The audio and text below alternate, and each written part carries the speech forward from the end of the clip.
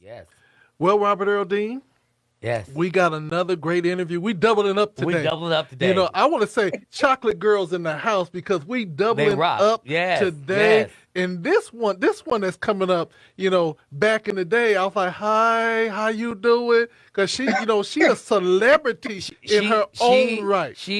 Does a little bit of everything, just like your cousin. And it's funny that we have them back to back because they both have similar stories and how they're accomplished, but they love the Lord. That's the Yes. foundation. So let's go ahead and introduce this great woman of God. Well, I've known her for years, and we call each other brother and sister, and it's more than friendship. This young lady, we've known each other through the church world, and as we got older, the Lord just bonded us closer together, and I'm so proud of her because she's had such a storied and accomplished life. I mean, in her young life, she's done so much from a young age. Yes. And we're going to talk more detailed about some of the things she's done, and you have seen her in some of the things she's done and didn't know it was her. This young lady hails from Los Angeles. She is a member of the Faithful Central Church, but grew up in a phenomenal church called Double Rock Baptist Church. Double Rock. Yes, Double Rock. Not Bad they Rock, rock but the Double Rock. Yes. Yeah. Yes, one of the best choirs in California. Upon this Double Rock, we're going to build a church. Yes. Her name is LaShana Dendy, and we call her Shana D. That's her entertainment name. Shana D, good morning. How are you doing? Good morning, sister. Good morning.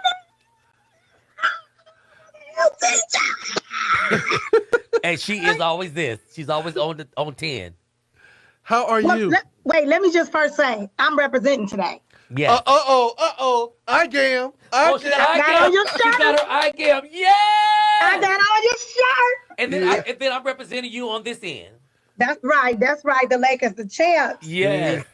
So I affectioniously called you Dimples. Right. Back in the day. But I'm like, where's Dimples at? Because you always had that dimple and that just stuck out, and when you sung, the dimple got even deeper. Right. You know what I'm saying? And I have two. See, I went there. There, little one. Yeah, right. So my question, just to start off yes. With this, Shana D, is basically, you've been in the entertainment industry for quite some time. All her life. What started you on this journey? What started me? That's a good question. To be honest with you, I would probably say my parents saw something in me, and as a small child, they had all of us in the arts. I have an older sister and brother, Sandy and Greg. A lot of people know them, and yes.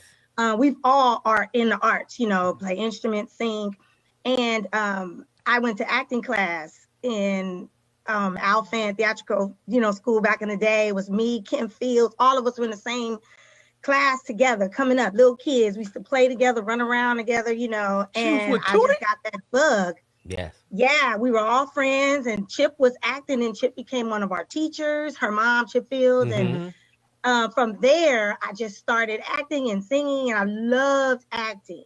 And then when I, got in middle school, high school, I just kind of, you get in your way and you're like, I don't want to do that anymore. I want to do this. I want to do that. And then eventually started singing. And I was always singing, but I didn't believe that I could sing. Right. And as a kid, I was in a gospel music workshop, and James Cleveland called me out one day, little Dendy, get up here. And I'm like, me? And he was like, he spoke to me. He said, you got something, and I want you to sing and not be scared. And then that started me on my singing journey. Now let's go back to your childhood. Let's talk about some of the roles you had on some very, very big time sitcoms. But before we do that, you was ordained by James Cleveland? I guess you could call it ordained. I guess so. For him to call you out, that's special. Holding back then, because he had this powerful presence about himself. He was tall, and he was the legend, James Cleveland of gospel music. So it was, for us as kids, it was more like you did what he said do. It was more like you do it. You know what I'm saying? So yeah, that's kind of how it was. Now let's get to that. Now let's get to some sitcoms and stuff that you were in. Okay.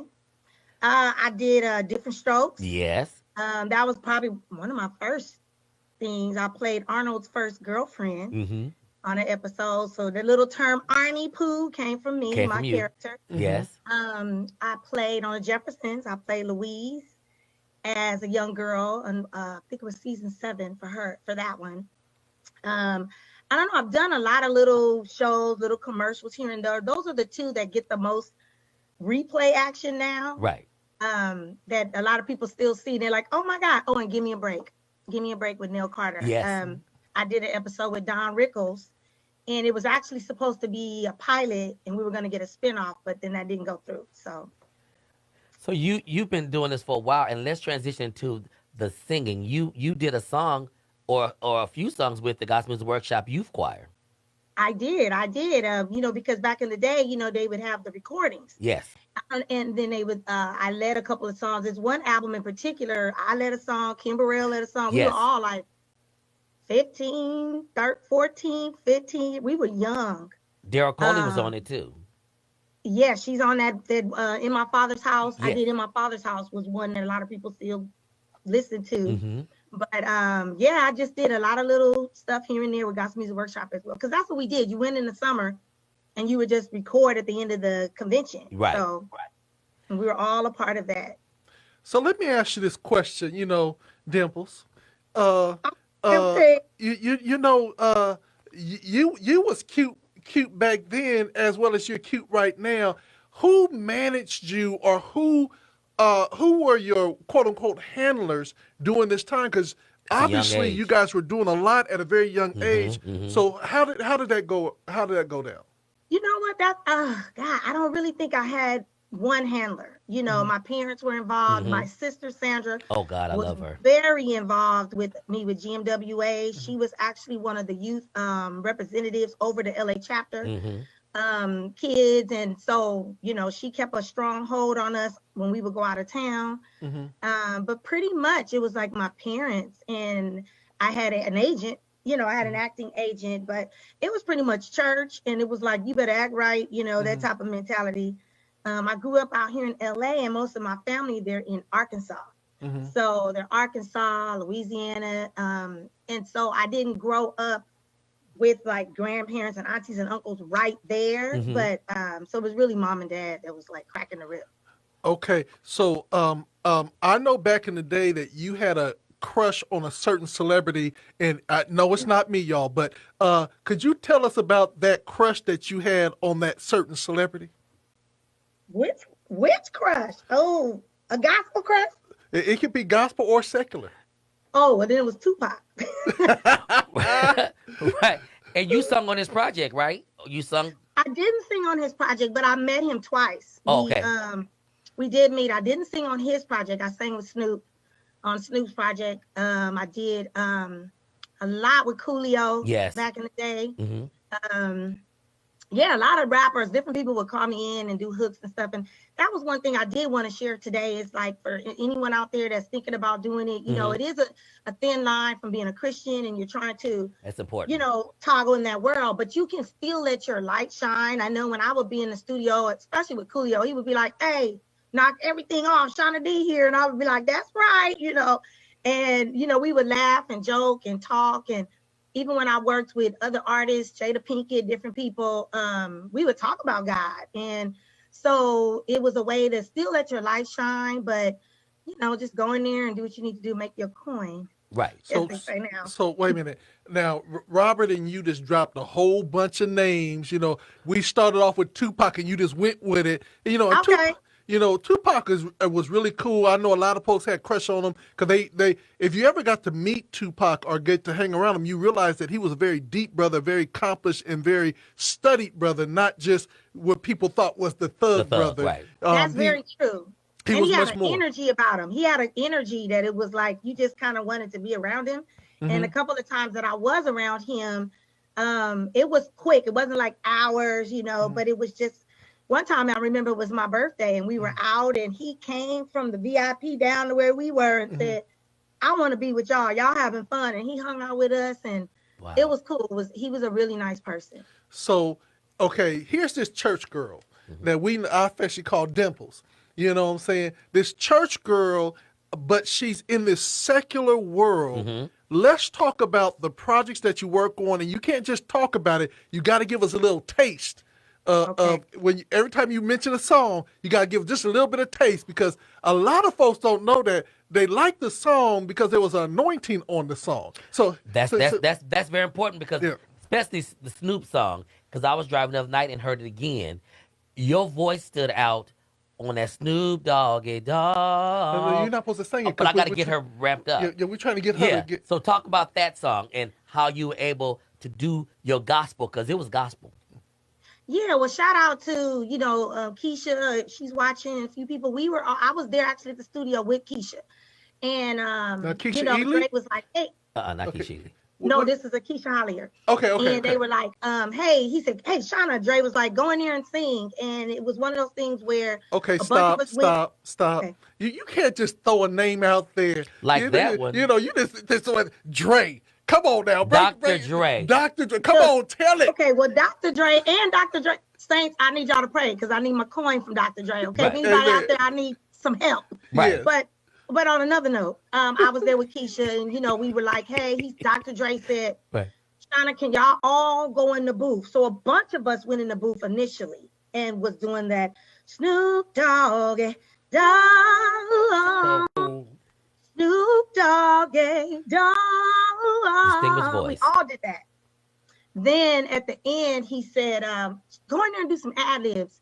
And I was like, what do you want me to say? That's where the church come in, because, from church, it's like, you got to think quick on your feet. Mm-hmm. And I just went in there and I just said, doggy dog, doggy dog, doggy dog. And I just kept going. Yes. And who knew it was going to be a hit? And on a side note of that, when you're young and you doing stuff, back in the day, it was like you were excited. You just wanted to that was your resume. You get on, and then later someone say it's you, and that's how you got more work. And unfortunately, I didn't get my credit for that. So that's been a battle. Yes. I've gotten a little bit of recognition finally from the union, but it's still a battle for me because I don't want to let it go. It's been 20-some years, and I just still feel like it's a big part of that song. That whole part at the end, yes, I made up myself. Yes.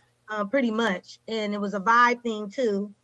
But, it was a blessing because I learned some things of what not to do moving forward. Mm-hmm. But God has always allowed me to be somewhere, or I met someone, and a lot of my gigs, the blessings that God gave me came from me either being connected with someone else, or they hooked me up. For example, even Michelet. When we did Michelet's project, again, Dr. Dre called Keisha and I and another girl that was with us and was like, hey, can y'all come sing background for this girl? And it was funny when we watched the movie, I was like, oh my God, that's the scene with the Straight Outta Compton or the Michelet movie, when the girl, she's, I guess, abused and laying on the couch, he brings these girls in to sing. That's us. Like, we came in and I actually laid a lot of vocals on Something in My Heart, Mm-hmm.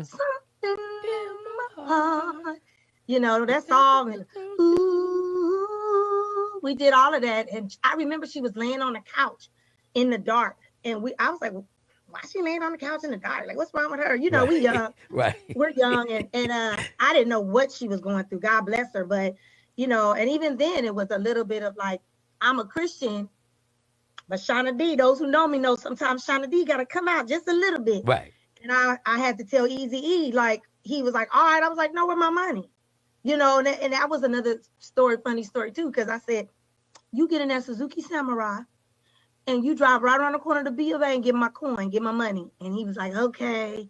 But it was like one of those things, if I didn't say anything, I probably wouldn't have got anything. No.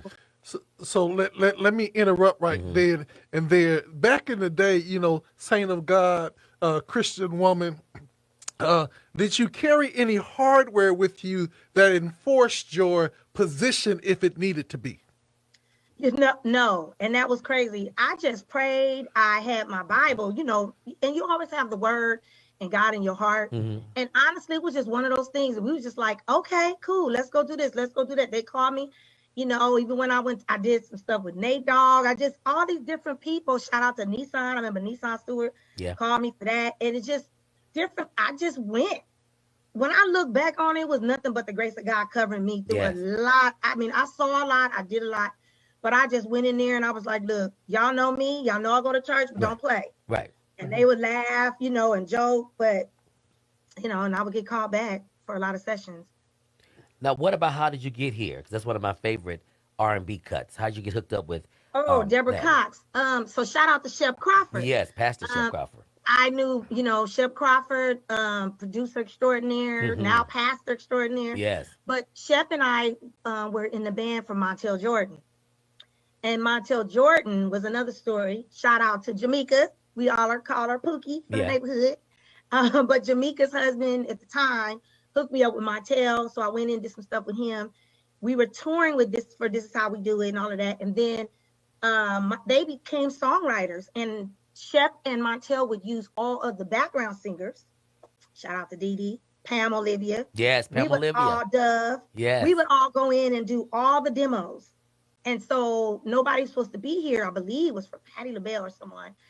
And they didn't want it. And it sat for like 4 years. So those original demo background singers are also the same background on the Deborah Cox version. And exactly the way I recorded it is how she sang it. And it's kind of funny because the way Montel and Shep used to record, they would break it down in sections. And if you didn't do something, they would say, sing it like this. They would guide you.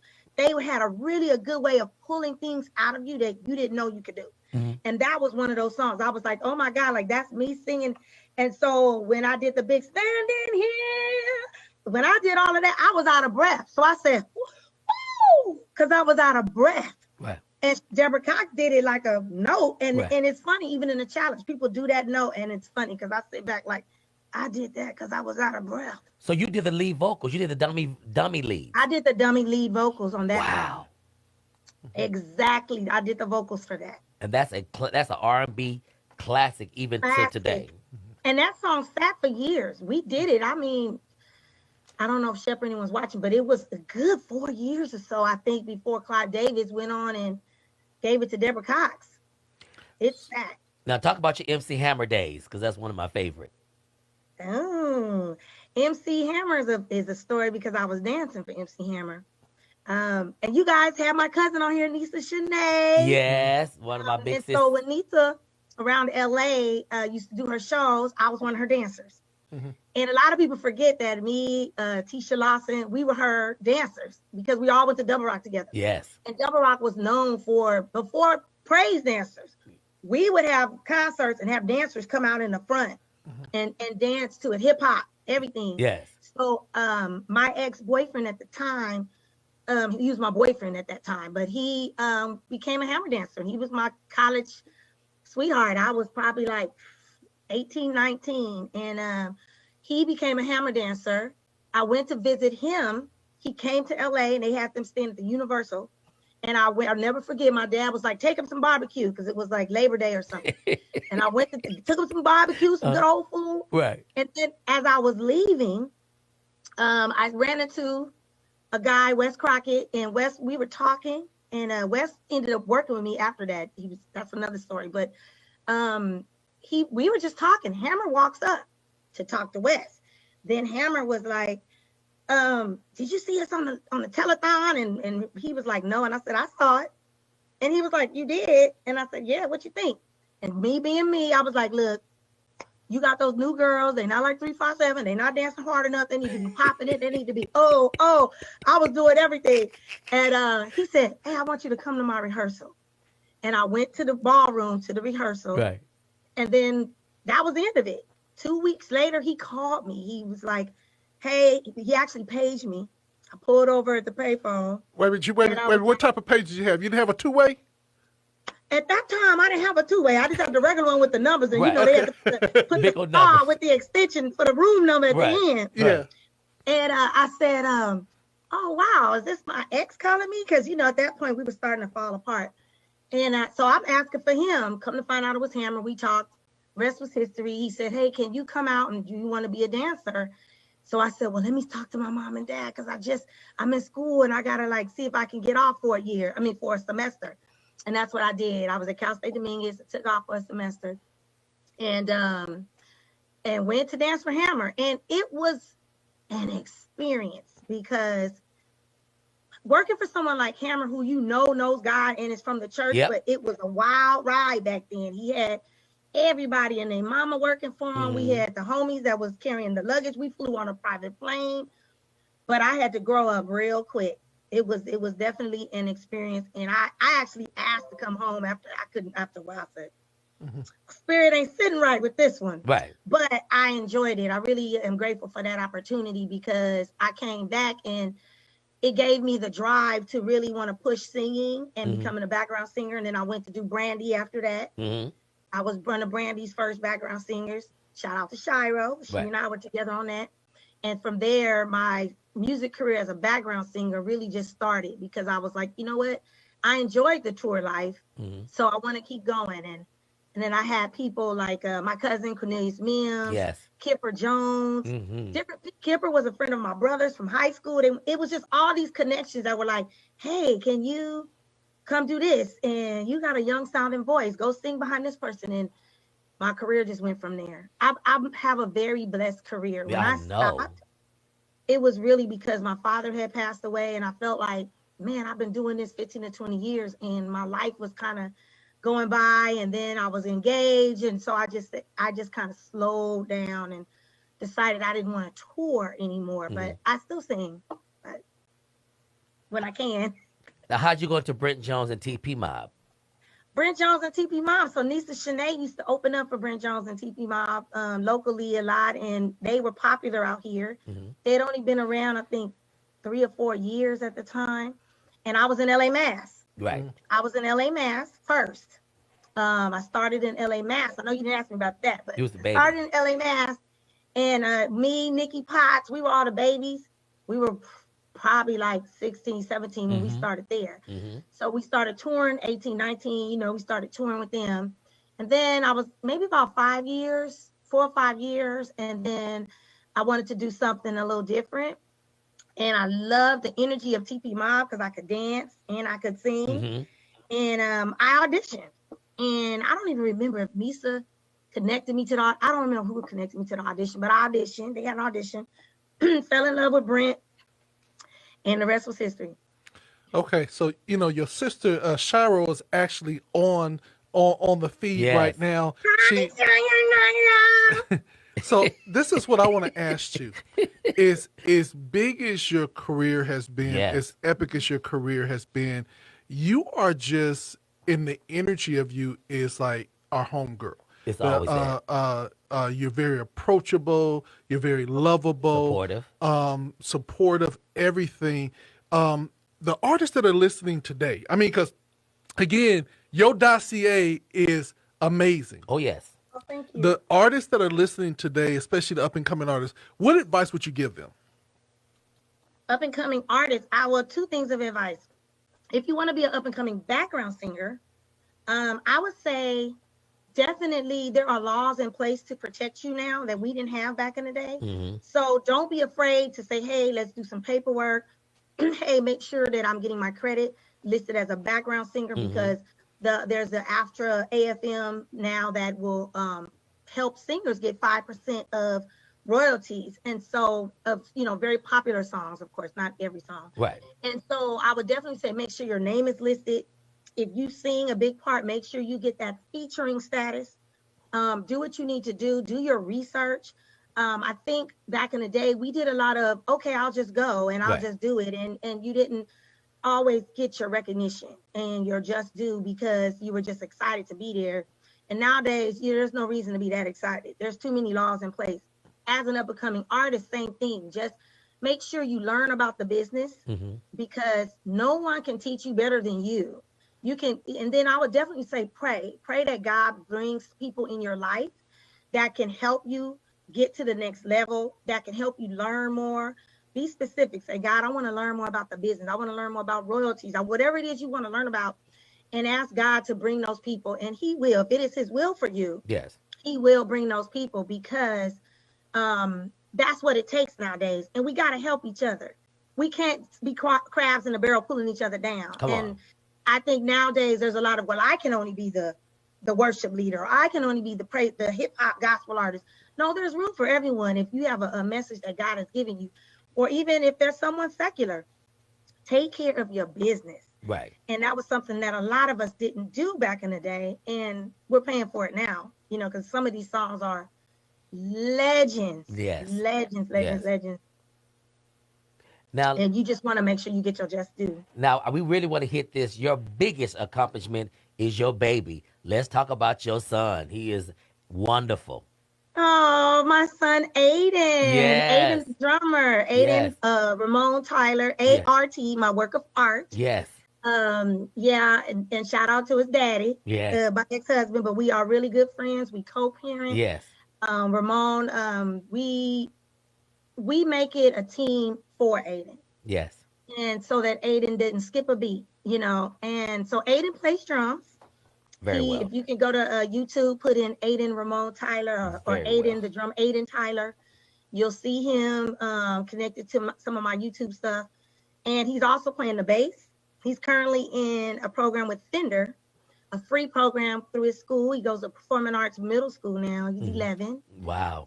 Grade. And he plays the keyboard a little bit, the clarinet. But his two instruments are the bass and the drums. He's in a rock band. Well, before COVID, he was in an all-star band. Yes. LA Unified in rock. Mm-hmm. Only African-American boy in that program. Yes. But it was an experience because I needed him to learn everything and not put himself in a box. Yes. I wanted him to learn all genres of music. And even now he says, Mom, I want to be a musician on Broadway. And I'm like, okay. And I'm like, what 11-year-old says that? Or sits on YouTube studying Cats and Hamilton and Googling the musicians' names. And that's what he's really into. So I just want to keep encouraging him like my parents did me. Yes. Like my parents did me. They encouraged me. Whatever I wanted to do, they made it happen, from acting class to whatever. And then our church was very involved. They pushed us. Because at Double Rock, you remember we did the wigs and all of that. So I just want to be what all of those people did for me. Ramon and I want to be that for Aiden. So I want to ask this question to you now. This is a little personal, and I want you to get ready for this. You ready for this one? Okay. What's up next for you? What's up next? Well, that's a good question. Since COVID, I've been really praying a lot about what I want to do. And one thing that I want to do is do a children's music CD. I talked to Robert Earl about it a couple years ago, and I sat on the idea. I connected with Doug Rashid now. He's going to help me with some of that. So hopefully, I really want to do, for those that know me, know I love kids. I love working with kids, mentoring kids. I work with the kids at Faithful Central, doing praise and worship for the children's church. So that's something that I love to do on the side. So that's definitely one thing that I want to do, is get back into doing music. I actually, which I don't know if I told you this, Robert Earl, right before COVID, I had signed up for a comedy class.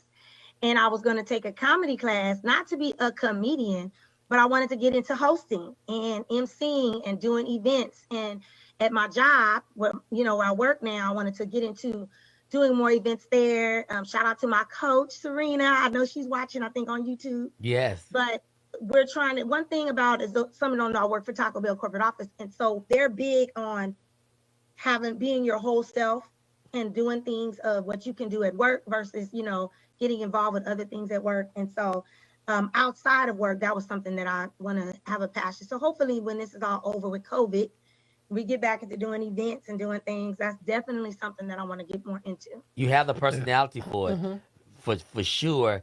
And I know you'll be successful at whatever you do, because one thing about you, you're very consistent and you always see stuff through. You young artists that are inspiring, you must be diligent. If you want to do something, you have to be consistent. People do not want to invest in people that are hopping from place to place and never finishing anything. Now, Shana D, Dimples, as I call her,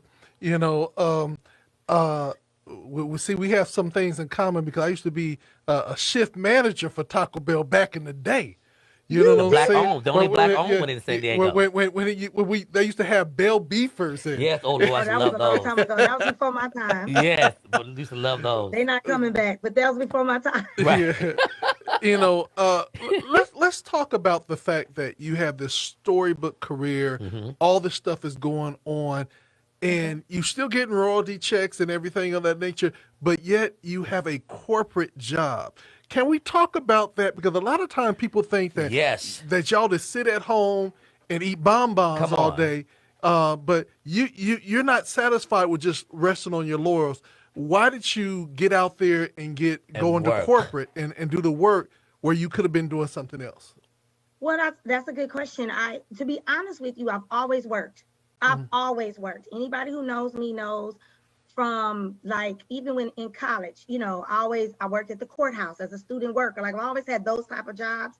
And when I started gigging, in between gigs, I used to temp. And a lot of singers and stuff would be like, oh, I can't do that. I'm like, look, I need my money to keep coming in. So I would temp as an administrative assistant for different people. I temped for MCA back in the day, Universal Music, like, or just mom and pop places. Neely Dickerson, those of y'all that know Neely Dickerson company. started her company. A lot of people don't know. I was one of the first people. Neely was so cool that I was on tour with Montel, and in between, I would go work for Neely, because we would come home every week. We only did like weekend stuff. Right. So we would come home every week. So I've always worked. And I always believe that, why stop your blessing? If you have a talent somewhere else and you could work, build your career and work. And so when I decided after my father died to slow down, I said, oh, I'm going to go temp. And I did what I normally would do, started temping at Taco Bell. And after 2 weeks, I was hired. And I just felt like this is what God had wanted me to do. And, you know, and it ended up being a major blessing, because at one point I started helping take care of my mother. Right. Our mother now has dementia, but in the early stages, I was helping take care of her and financially having to support and helping do a lot of things with her home. And I would not have been able to do that if I would have been relying on gigs or been gone. Right. So I just feel like my steps were ordered by God. Yes. And so I love working there. You know, it's helping me grow in other areas. So, but I would never tell someone, don't go get a job. You know, even some of my friends that are singers that have bachelor's degrees, I used to say, hey, you guys can be a substitute teacher. Yes. Just don't make that money. It's like, why stop? I just never understood why people would say, I'm just going to wait till the next gig. And sometimes the next gig would come. Things would get canceled. I mean, you know, so tours will get canceled or shortened. But that's important. That's important. People need to work. I remember hearing a story from Freddie Jackson. He said before he became famous, he had an album out, but he was still working until it got to where he couldn't work. Because if you want to eat, you got to work. Yeah, and that's kind of with me. I would work in between. I've always worked. Well, see now, Dimples, that's the reason why I always said, Lord, that's Shana D over there. There's something special about her. You know, you crazy. I bet you the DM is just blowing up right now. What? You know, probably got pictures and everything right now. But I want to say this to you. I want to honor you because of who you are in the kingdom. I want to honor you for your closeness and your friendship with the people that you are with and you're close to. And I know Robert's going to give you one last question, but after his question, I just want you to give that final word of advice to the young artists out there during this COVID time, during this social unrest. What would you say? So, Robert, ask your question. Then I just want to tell her that I appreciate her. Her and I are like brother and sister for real, and she's always been the same. And I'll never forget when she was having an event for the release of that album for Brent Jones, where he's sitting on the rock. The Ultimate Weekend? The one where you guys he's sitting on the rock. Oh, beautiful. I'll never forget that she looked out for Preacher Man and I. We were guests. She took care of us. Our name was on the list. That little stuff means a lot. And one thing about me, I'm very loyal like you are to friendship. And I always told God, when you put me in a position where I can help my artist friends in some kind of capacity, that I would never forget them. So this is my way of showing you today how much I appreciate you and value you. Your story needed to be heard. You have such a wonderful body of work. I mean, it can go next to anybody that's in the industry. And I want to encourage you thank you so that God much. has so much more. You're gonna do that. You're gonna do that children's album. God is Thank you already so much. moving it.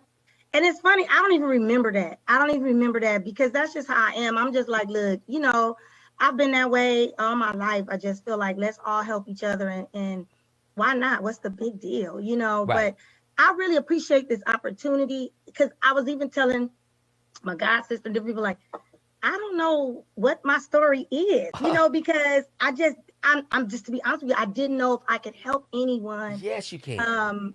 with whatever, because it's just, there's so many people I know with really good stories like mine. I mean, like even Shiro, is, singing on that Lighter Shade of Brown, Right. it's Dee, it's like all these people that are singing so Right. many songs and records that people don't know about. So, but I thank God for both of you. I thank you for this opportunity. And my prayer was that I could help someone today. You And are. again, like I said, if you got questions, you guys can DM me. If it's somebody that you don't know me, you DM, you want to talk to me, I have questions, I'm cool. I'll talk to anybody. If I can help, if I can give advice, if I can refer you to someone, I'll be happy to do that. Now give a shout out to your Saras. Yes. Wait a minute.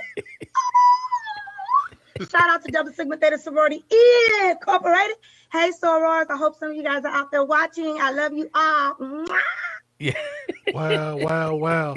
Well, there you have it. The incomparable. The incomparable, yes. Miss Shana D. Yes. And I affectionately call her LaShana Dimples. Dendy, yes. Yeah. The LaShana Dendy from the Dendy family. What people don't know is her sister is one of the best ad-libbers. And they talk about Lillian from Ricky Dillard being the ad-lib queen. Sorry, but her sister is one of the ad-libbing queens and can beat the tambourine. Well, let me say this. So now you're officially a part of the family, and so you can reach out to Earl or myself, because we know you have some other people in your organization that might need this interview. So we're gonna be you part of the family. You just call in and hook up, because Earl's your brother already. Oh yes, for years. And so we already know that, but we just love you and we thank you for your support. I'm going to play a cut that Earl sent me early this morning from the Brent Jones project. Earl, you want to introduce it? This song is When I See You. Girl, it's one of my first favorite songs. When we saw you, it said Dimples. Here we go, Thank right you here. so much. Shout out to Rest in Heaven, CC. He's singing on this song with me, Chris Cuffy. And shout out to all my TP Mobsters. I miss you guys. Love you. Thanks, everybody. Here we go. Thank you so much.